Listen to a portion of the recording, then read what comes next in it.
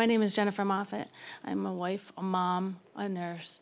I've lived in Rhode Island most of my life. I did grow up in Western New York. I grew up in the country and I live in the city, so I have a little experience with both sides of that. I actually came with a whole plan of what I was going to say, but after hearing a lot of what other people have said, I'm going to kind of change. I've made a lot of notes, so bear with me because it's a little bit confusing. But these are very charged, emotionally charged events that just happened, and we're all scared for our kids, every one of us, regardless of what side you're on. The problem is there's a fundamental difference in how we approach that. One side thinks that banning the guns is the answer, and the other side thinks that protecting our rights is the answer. So the problem is that we are going to be emotionally charged as moms and as dads and as citizens, but your job is to put that aside. Your job is to take the emotional part out of it and look at the facts. And the facts stand behind guns. They do not stand behind gun control. And that is a fact. And I've heard lots of people making a bunch of comments. And so I'm going to comment on a few of those. Somebody saying more guns equals more violence. Factually untrue. I've got a whole pack here. I won't go through them.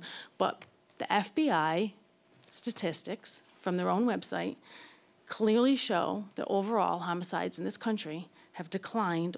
They're at a 50-year low. 50 years. They're at the lowest they've been. They're down 49%, despite the fact that gun ownership has increased throughout that time. People made comments about Australia. You're right. Violence is down. Gun ownership is up. Everybody talks about how they have this big gun ban. When they confiscated guns, they only took 640,000 away from them, left another 2.5 million in their hands, and since then it has increased to over 5 million. They have guns. That's why they're protecting themselves. So the fact that you look and say, oh, they made a gun ban and now they're safer, isn't exactly a fair assessment of what has been happening there. We have to look at, again, somebody mentioned earlier, statistics can be altered to fit our agenda, but I beg of you to look at all of these facts and look at all of the situations out there. One of the things somebody mentioned, actually a woman mentioned about mental health. And I actually found what she was talking about. It came from the American Journal of Public Health, the comment that she made. They actually said that this is actually going towards the red flag bill. As a nurse, I am horrifyingly opposed to the entire idea. The idea that we would risk our Fourth Amendment in order to feel a little safer is horrifying to me, and the few people I heard that actually mentioned the idea of circumventing due process just boggles my mind. That you would risk our liberty for something like that just boggles my mind. The idea of attacking mental health is very disturbing to me. According to the American Journal of Public Health, less than 3 to 5% of U.S. crimes involve people with mental illness. Up to 60% of mass shooters displayed acute symptoms of paranoia.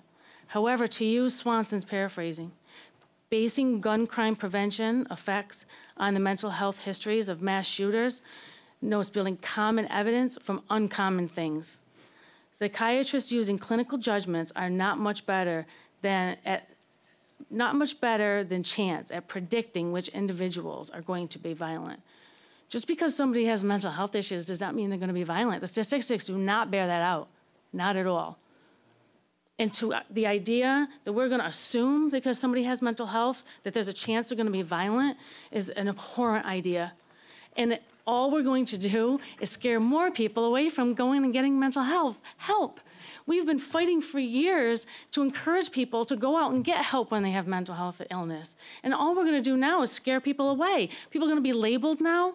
You're going to label them. You're going to risk people coming into your house and searching your house and taking everything away from you to protect your own family because somebody else says that you might have it.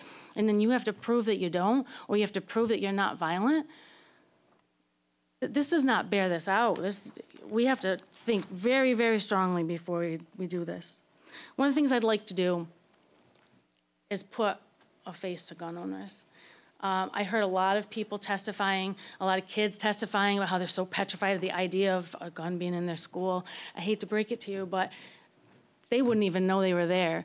A concealed gun owner are all around you. They're all around you. They're in your grocery stores, they're in your banks. They're all, and you don't even know. The kids wouldn't even know. And I'll tell you right now, I've spent the last year with an incredible group of people that I've met. Almost all of them conceal carry. They all own guns and shoot. They are the most responsible people I have ever met in my entire life. And I would want them protecting my child all day, every day. What you have to go through to get a concealed carry is extensive. These people, I've actually been surprised with how incredibly responsible they are. They are so cognitive of all of the gun laws and all of the things that they need to do to be safe. They're aware that if they're going into an unsafe situation, they think about that first. These people that everybody has lumped together in a group, there are friends, there are neighbors, there are nurses, there are doctors, there are lawyers, they're all genres of life. These people would give their life to protect you, not even knowing you. And if they choose to protect my child in a school, I am all for it. And I hate to, there's an interesting thing I don't think anybody has stopped to think about. I hear a lot of people say, oh, I'm not going to arm a teacher. There's a lot of other people in a school. There's maintenance men, there's principals, there's nurses. I'm a nurse. I'd be more than happy to do that. There's a lot of other people besides teacher that could be prepared, people that are willing to step in and do this. And the other thing is that the idea of knowing that somebody in that school might be armed, it doesn't matter if it's 1 or 100. The idea, that is going to deter people. Because I can guarantee you these shooters are cowards. They're not going into banks. They're not coming here to the courthouses. They're not going places that are protected. They're going to soft targets. They're going into churches and schools. And if they thought for 1 minute that there was even one person in that school that might shoot back, they won't go in. I can guarantee you that. And I would be perfectly fine with my daughter. And I'll tell you what, my daughter, she's 16. She wanted to come today. She would have been the only child in this place that would have had the same opinion. She's at her job today because she got her first job and it was her second day, so she couldn't not come. She was very upset. She wanted to be here.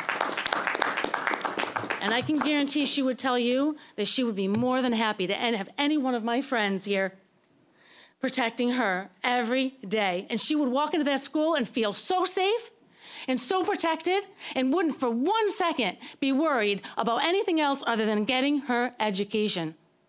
And that is what we need. We need to protect our schools, not with taking our guns away, but by bringing them in. We need to protect our children, and we have to find the right ways to do it.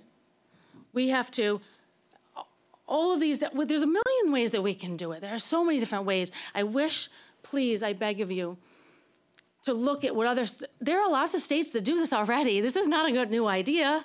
There's plenty of states out there to do it, and they're very safe, and they've had no incidents. Have you heard it? Because I'm guaranteeing you right now, if there was a problem, and if a teacher had shot somebody in school and had gone rogue, we would hear all about it. There is one that just happened in Georgia, but that doesn't count because he already had mega issues and shouldn't have had a gun to begin with. He wasn't a concealed carry. He did not have that appropriately, so that even shouldn't even be in the conversation. But please, look at the schools in the other states that are doing this. Look at how they've done it. It's working. Let's look at what Rhode Island is one of the safest states in this country. It's one of the few things that we can brag about. And Rhode Island is showing up on the news all the time for all these things, and we're embarrassed. We're at the top of the list for all these terrible things. This is one thing we're at the top of the list for. Let's celebrate that. Let's look at what we're already doing, right? And let's do it everywhere.